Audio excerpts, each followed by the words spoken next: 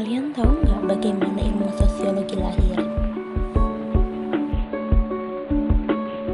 Ilmu sosiologi lahir dari para pemikir kuno pada zaman Yunani seperti Socrates, Plato, Aristoteles yang beranggapan bahwa apakah masyarakat terbentuk begitu saja? Apakah masyarakat mengalami perkembangan dan kemunduran tanpa adanya pencegahan? Kemudian, apakah betul kemakmuran, krisis, dan perubahan merupakan salah satu yang tidak dapat dielakkan?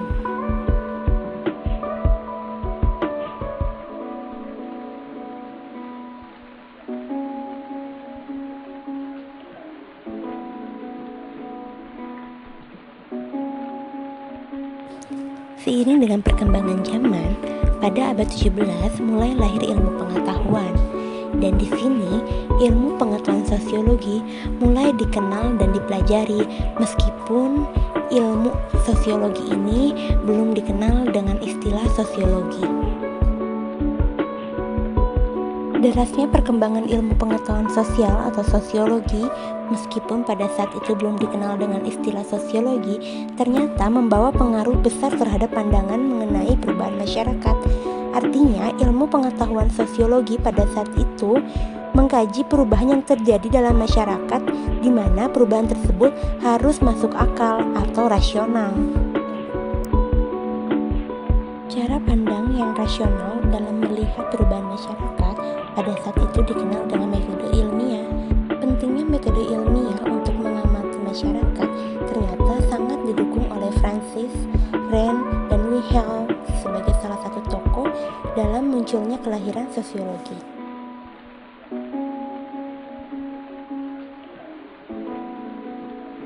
Setelah mengalami proses yang panjang pada abad pencerahan, istilah sosiologi sudah mulai dikenal pada abad revolusi. Tokoh yang pertama kali mencetuskan istilah sosiologi ialah Auguste Comte, salah satu tokoh filsuf yang berasal dari Prancis.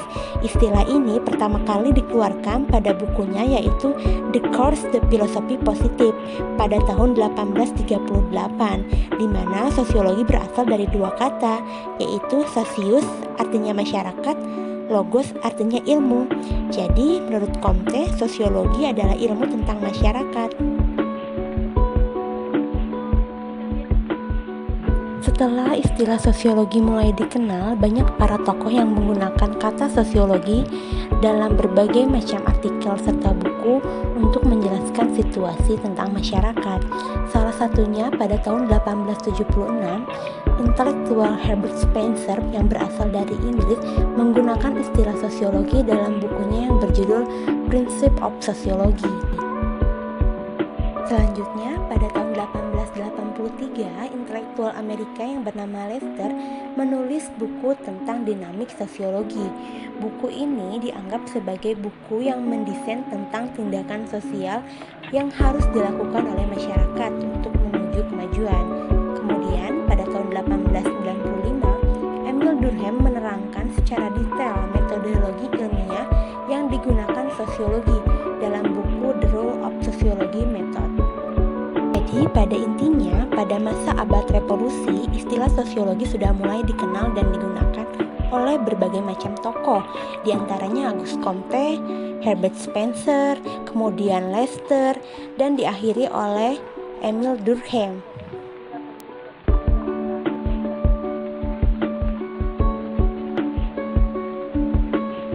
Pada fase ketiga, di mana ilmu sosiologi sudah dikenal sebagai ilmu pengetahuan, kini perkembangannya mulai meluas ke berbagai benua.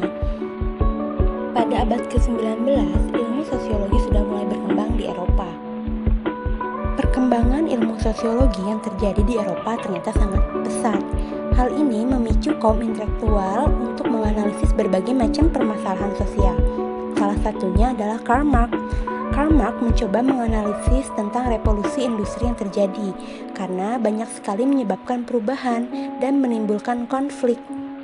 Konflik ini melibatkan antara kaum kaya dan kaum miskin, sehingga Karl Marx menciptakan sebuah teori yang disebut dengan teori konflik Marxisme. Kemudian Kemudian pada awal abad ke-20, perkembangan sosiologi sangat pesat.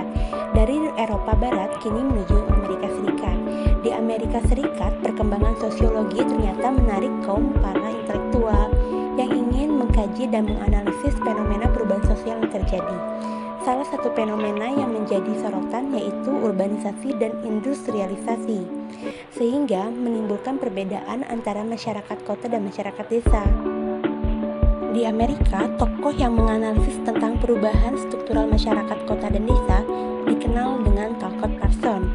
Teorinya yaitu teori struktur sosial.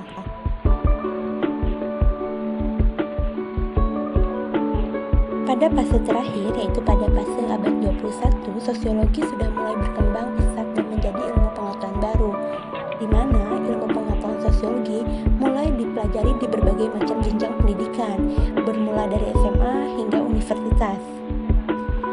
Pada abad ini, sosiologi dikenal sebagai istilah sosiologi modern atau sosiologi kontemporer. Pada abad ini juga, George Seuss sebagai salah satu tokohnya mengatakan bahwa sosiologi adalah ilmu yang multiplet. Apa itu multiplet? Multiplet artinya ilmu sosiologi memiliki sudut pandang yang luas dan tidak tunggal. Hal ini yang disebut dengan kumulatif dalam ciri ilmu sosiologi. Kumulatif artinya sosiologi mencoba memperbaiki, memperluas, memperdalam teori sebelumnya menjadi teori baru karena sosiologi mempelajari masyarakat yang sifatnya berubah-ubah dan dinamis. Sedangkan dalam hakikat sosiologi, istilah multiplet ini disebut dengan ilmu yang umum bukan khusus. Kenapa? Karena sosiologi mempelajari berbagai macam cabang atau berbagai macam aspek. Contohnya, sosiologi perdesaan, sosiologi perkotaan, gender, pendidikan, politik, kesehatan, keluarga, dan lain sebagainya.